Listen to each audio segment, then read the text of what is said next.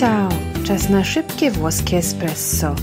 Dziś mam dla Ciebie 2 włoskie słówka, które mogą przydać się w restauracji. Una forchetta, widelec, un coltello, nóż. Może Ci upadną i będzie trzeba poprosić o jeszcze jeden. Mi può portare un'altra forchetta? Questa è caduta per terra. Czy może mi pani przynieść jeszcze jeden widelec? Ten spadł na ziemię. Mi può portare un altro coltello? Questo è caduto per terra. Czy może mi pani przynieść jeszcze jeden nóż? Ten spadł na ziemię. Krótka podcastowa lekcja za nami. Wiesz, że wysyłam też newsletter? Warto się zapisać. Link zostawiam w opisie.